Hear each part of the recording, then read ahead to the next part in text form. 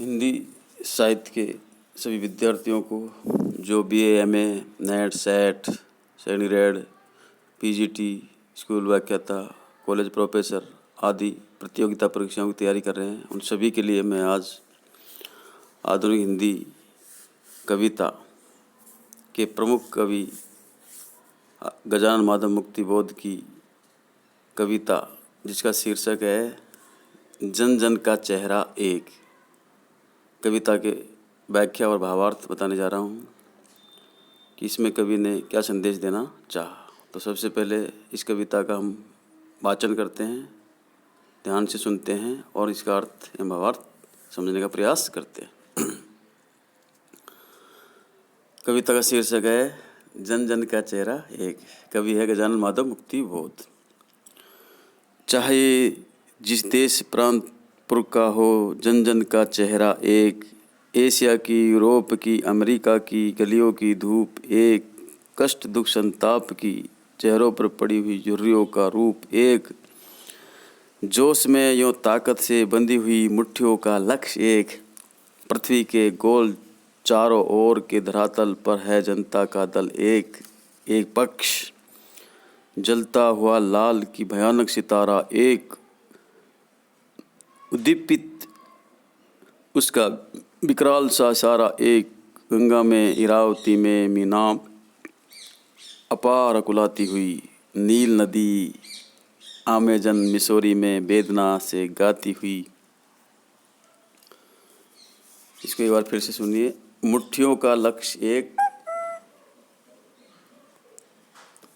पृथ्वी के गोल चारों ओर के धरातल पर है जनता का दल एक, एक पक्ष जलता हुआ लाल की भयानक सितारा एक, उद्दीपित उसका विकराल सा इशारा एक, गंगा में, इरावती में, मीनाम में अपार अकुलाती हुई, नील नदी अमेजन मिसौरी में वेदना से गाती हुई, बहती बहाती हुई जिंदगी की धारा एक, प्यार का इशारा एक, क्रोध का दुधारा एक, पृथ्वी का प्रसार अपनी सेनाओं से किए हुए गिरफ्तार, गहरी काली छाएं पसार कर खड़े हुए शत्रु के काले से पहाड़ पर काला काला दुर्ग एक, जन शोषक शत्रु एक, आशामयी लाल लाल किरणों से अंधकार चीरता सा मित्र का स्वर्ग एक, जन जन का मित्र एक, विराट प्रकाश एक, क्रांति की ज्वाला एक, धड़कते बक्सों में है सत्य का उजाला एक, लाख लाख पैरों की मोच में है वेदना का तार एक, ये में हिम्मत का सितारा एक,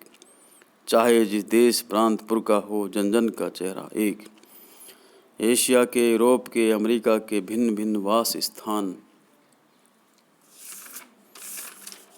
भौगोलिक ऐतिहासिक बंधनों के बावजूद सभी और हिंदुस्तान, सभी और हिंदुस्तान, सभी और बहनें हैं, सभी और भाई है, सभी और कन्हैया ने गायें चराई है, जिंदगी की मस्ती का कुलाता भोर एक, बंसी की धुन सभी और एक, दानव दुरात्मा एक, मानव की आत्मा एक, शोषक और खूनी और चोर एक, जन जन के शीर्ष पर शोषण का खड़ग अति घोर एक,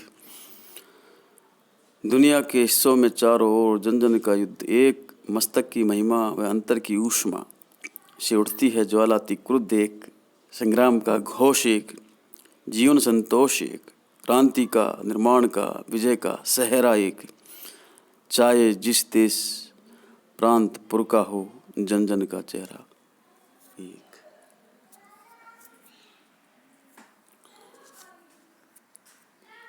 ये थी गजानन माधव मुक्तिबोध की प्रमुख कविता जन जन का चेहरा एक। इसमें कवि गजानन माधव मुक्तिबोध मानव जाति की एकता और समानता के मूल्य को स्थापित करती हुई मानव प्रेम का संदेश देती है।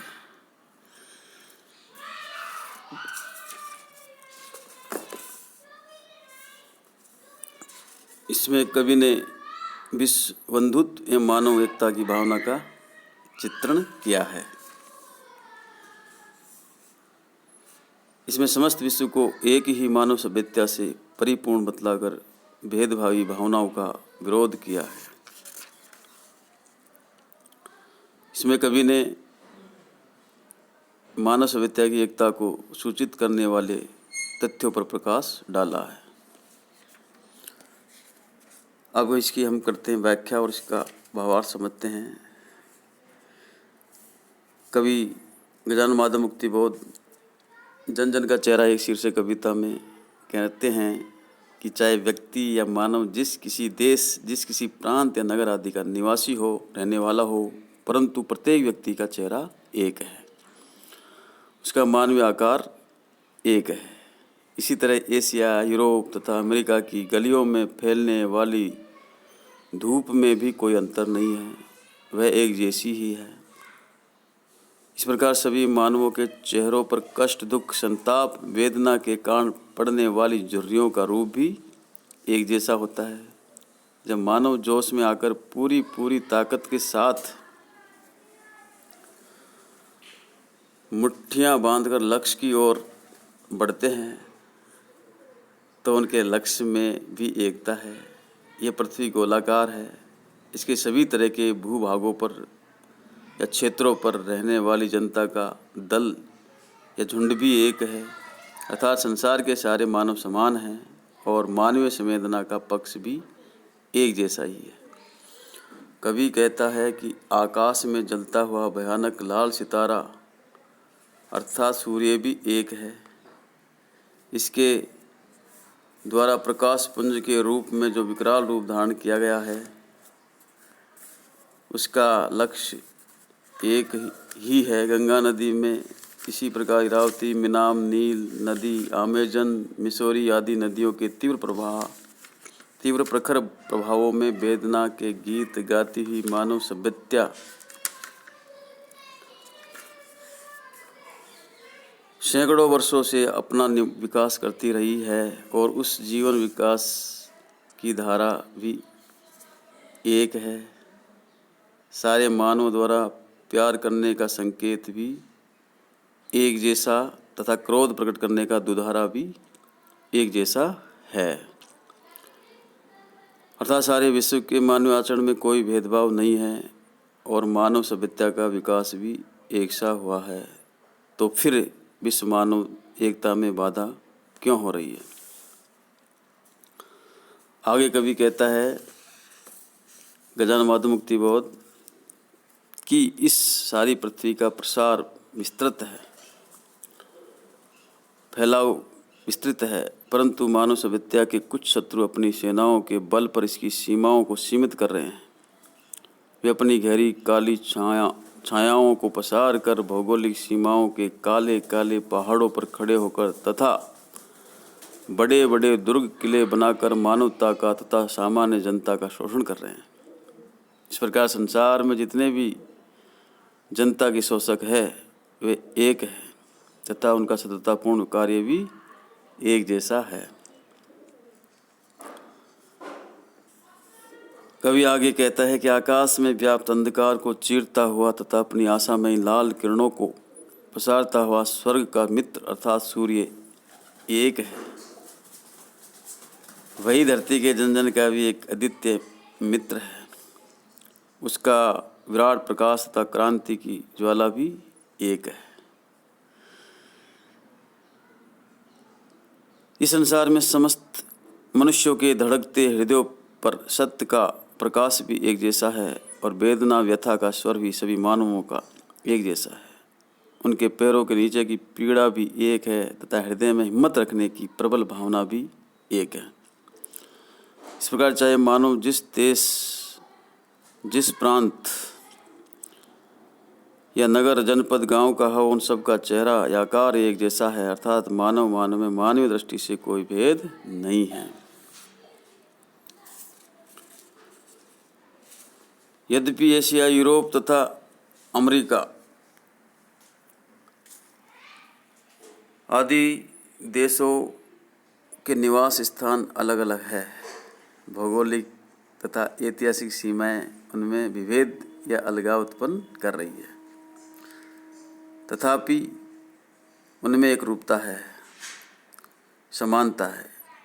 इसी प्रकार भारत में चाहे कहीं कोई क्षेत्र, वर्ग, जाति आदि का विभेद रखता हो, परंतु अंततः वह सब एक अखंड भारत ही है और सभी और वह हिंदुस्तान ही है। यहाँ पर सभी परस्पर भाई बहन हैं, परस्पर प्रेम भाव है। यहाँ के परिवेश में सभी ने कृष्ण की तरह गायें चराई है, गोप रूप का आनंद पाया है, जिंदगी की मस्ती का नव यौवन सुख भोगा है तथा बंसी की मधुर धुन भी सब और एक जैसी ही सुनी गई है। मानव रूप में दानवों जैसा आचरण करने वाला दुरात्मा एक जैसा है, परंतु मानवतावादी संवेदना रखने वाली आत्मा भी एक है। इसी प्रकार शोषणकर्ता, खूनी और चोर में भी कोई अंतर नहीं है। इस प्रकार इस कविता में कवि ने मनुष्य की एक रूपता वाली बात को इसमें बताने का प्रयास किया है और एकता का संदेश दिया है। गजानन महादेव मुक्ति बोध ने विश्व में मानव एकता की स्थापना के लिए अनेक उदाहरण दिए हैं। इससे विश्व हिंदुत्व एवं मानवीय एकता की भावना सशक्त व्यंजित हुई है। इस कविता में कवि का मानवतावादी चिंतन प्रशस्य है। वर्तमान काल में प्रचलित जातिवाद, दलवाद, वर्गवाद, क्षेत्रवाद आदि विभेदक मतवादों पर प्रहार किया गया है। मानव समाज में विविधता की कुत्सित भावना फैलाने वाले को जन जन का शत्रु बताया है। इसमें कवि का मार्क्सवादी सामाजिक चिंतन भी व्यक्त हुआ है। वैदिक मंत्रों में सूर्य का मित्र नाम भी प्रचलित है, जो कि तेज का देवता है। कवि ने उस मित्र की परोपकारी रूप में वंदना की है। भारत में भौगोलिक, ऐतिहासिक तथा आचारगत कुछ भेदों के होते हुए भी अंततः अभेदता बतलाई गई है। मानव सभ्यता की दृष्टि से मानव में अभेद बताकर शोषण, विद्वन्माद तथा विभेद भावना का विरोध किया है।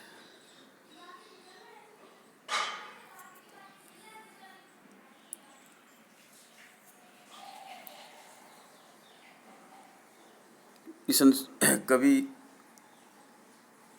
इस संसार के अलग अलग देशों में सामान्य जनता के सिर पर शोषण की भयानक तलवार एक जैसी है। विश्व के सभी विभागों में सब और जन जन का ईर्ष्या, विदेश के कारण होने वाला युद्ध भी एक जैसा है।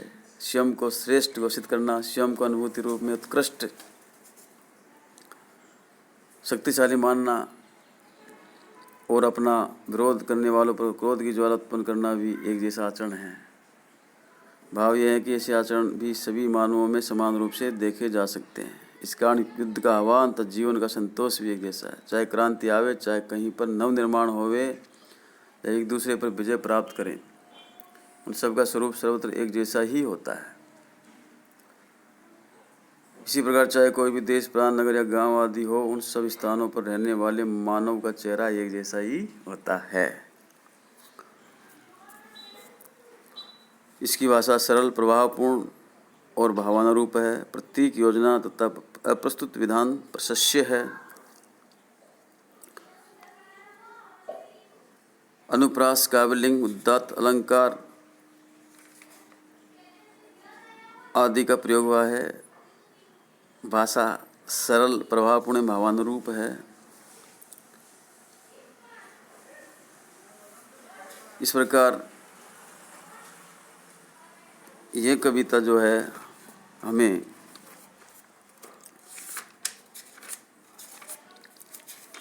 एक प्रकार से एक रूपता का, विविधताओं में एकता का संदेश देती है। गजानन महादेव मुक्ति बोध द्वारा रचित जन जन का चेहरा एक कविता मानव जाति की एकता और समानता के मूल्य को स्थापित करती हुई मानव प्रेम का संदेश देती है। तो ये थी मुक्ति बोध की जन जन का चेहरा एक कविता, जिसका भावार्थ व्याख्या मैंने आपको बताया। मैं Hanuman Prasad Meena, assistant professor, government PG college Bayana, Bharatpur. धन्यवाद।